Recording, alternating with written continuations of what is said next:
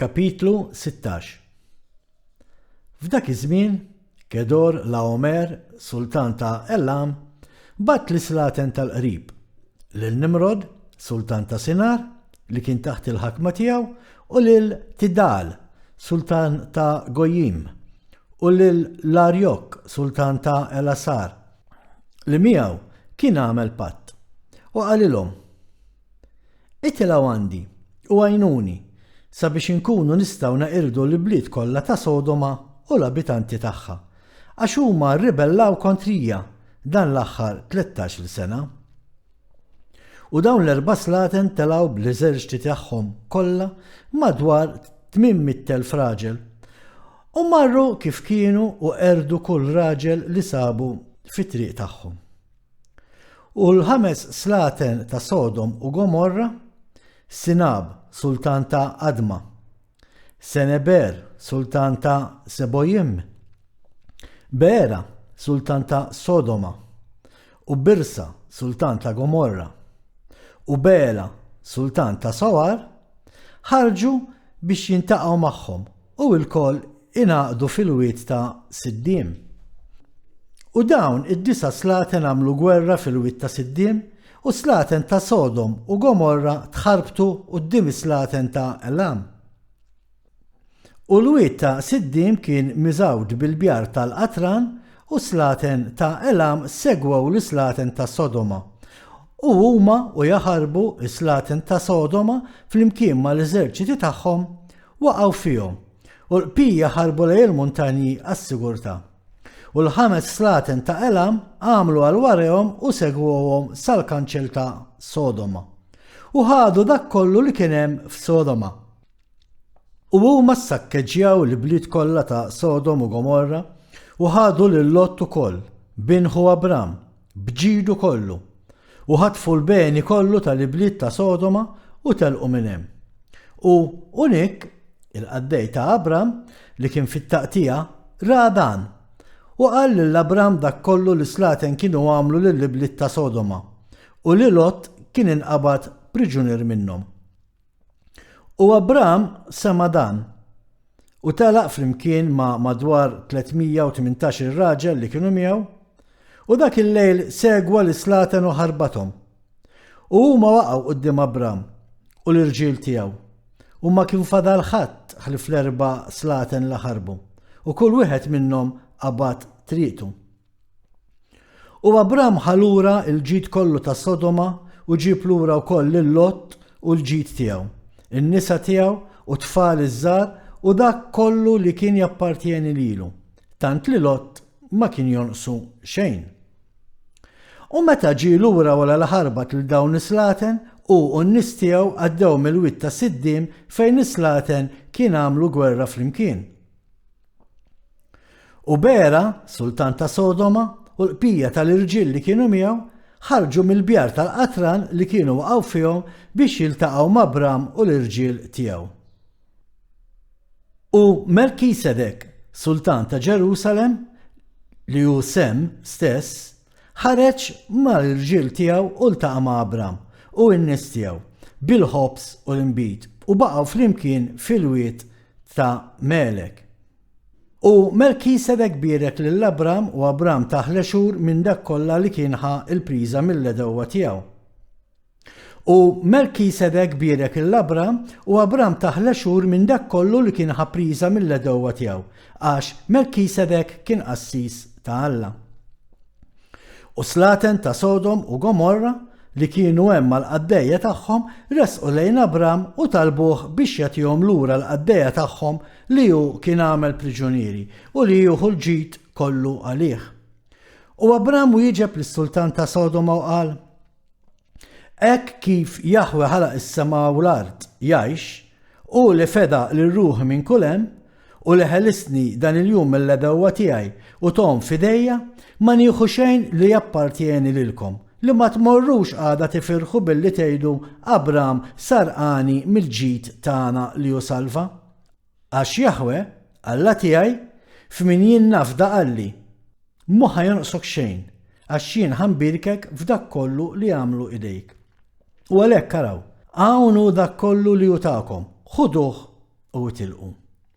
Hekk kif Jahwe jgħix jien ma nieħu lil ħadd minn għandkom anqas qafla tal-qorq jew ħajt. Ħalli f'dak li kielu dawk li ħarġu miegħi għat-taqtija. U wkoll sem l-irġiel li ġew miegħi, Amer, Eskol u Mamri. Huma u l-irġiel tagħhom li baqgħu qassa tal-profisti huma wkoll ħajjieħdu semhom mill-priża. U slaten ta' Sodomo taw lill-Abram skont kif kien qalu u nsistew miegħu biex jieħu dak kollu li għażel. Iżda hu ma rridx. U hu batlem li slaten ta' Sodoma u l-pija tal-irġiel tagħhom u tom ordnijiet dwar Lot. U huma marru fl-artijiet rispettivi tagħhom. U Lot binħuh lilu wkoll batu bil-ġid tiegħu u dan mar magħhom. U Lot mar lura f'daru f'Sodoma. U Abram u n-nies tiegħu marru lura lejn darhom lejn il-pjanura ta' Mamri li tinsab f'Ħebron. F'dak iż-żmien Jahwe reġa' del lill-Abram f'Ħebron u qallu: La tibżax, għax ħlas tiegħek huwa kbir qudiemi. Għax jien ma nitilqekx sakemm inkatrek fuq l-inkatrek u nbirkek u nagħmel lil nislek daqs il-kwiekeb tas-sema li ma jistgħux ikunu mkejla lanqas maduda. U jien nagħti lil nislek l-artijiet kollha li jint tara bajnejk. Lilhom dawn nagħtikom bwirt għal dejjem. Imma biss itqawwa u la tibżax. Imxi qudiemi u kun perfett. U fit-78 sena tal-ħajja ta' Abram, f'dik is-sena miet Rew bin Peleg u l-jiem kollha ta' Rew kienu 239 sena u miet. U Saraj bint Haran mart Abram kienet għada ħawlija f'dak il-jiem u ma welditx la iben u laqqas bint lill-Abram. U meta rat li ma setax tilet tfal qabdet lil Ħagar, il-qaddejja tagħha, dik li kien ta' Farawn, u tagħta lill-Abram biex tkun martu. Għax Ħagar talmet il-modijiet kollha ta' Saraj, hekk kif għalmeta Saraj ma kienet bl-ebda mod defiċjenti biex issegwi l-modijiet tajba tagħha. U Saraj qalet lill-Abram: Ara, hawn il-qaddejja tiegħi Ħagar, mur għandha ħalli tilet sabiex jien ukoll ikolli tfal minna. U fit-tmiem 10 snin li Abram kienu li jammar fl-art ta' Kanan, jiġifieri fil-85 sena mill-ħajja ta' Abram, Saraj tagħtu lil Ħagar. U Abram seba' minn kliem martu Saraj u Abram ħal qaddejja tiegħu Ħagar u resaq leha u din tqalet. U malli Ħagar intnebħet li tqalet ferħet ħafna. U l-sitta ma stmatix aktar, u qalet bejn in-nifisha: Dan ifisser biss li jien aħjar minn Saraj, sitti, quddiem Alla, għax fil-jiem kollha li sitti kienet ma' sidi ma ħarġix tqila, imma Jahwe għamel li jien noħroġ tqila minnu fi żmien hekk qasir. U meta Saraj rat li Ħagar ħarġet tqila minn Abram, Saraj kienet għajjura għal qaddejja tagħha. U Saraj qalet bejn n-nifisha: Dan mhux xejn ħlief li aħjar minni.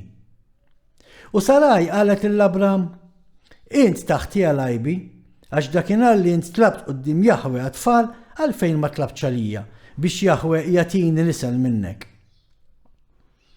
U meta inkellem lil Ħagar fil-preżenza tiegħek hi tistmer kliemi għax itqalet u int ma tidilha xejn.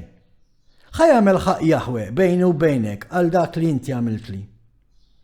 U Abram wieġeb lil Saraj: Ara, il-qaddejja tiegħek fidejk, għamilla li jidillek li jusewwa. U Saraj aksita, u Ħagar ħarbet minna fid-deżert. U saba anġlu ta' Jahwe fil-post fej kienet ħarbet, ma' ġemb bir, u qalilha: La tibżax, għax jien inkattar fuq l-inkattar lin-nislek, għax int ħatilet tifel u semmieħ Izmajel. Mela issa erġa' lura lejn sittek u woqgħod għalija. U Ħagar sejħed dak il-post ta' dak il-bir bir Laħajroj, il-kbir li hemm bejn Kades u d-deżert ta' Bered. U għal dak iż-żmien Ħagar marret lura fid-dar ta' Sitta u meta għal ilha iż-żmien wildet tifel lill-Abram u Abram semmieħ Izmajel. Abram kellu 86 sena meta wildu. Tmiem il-kapitlu.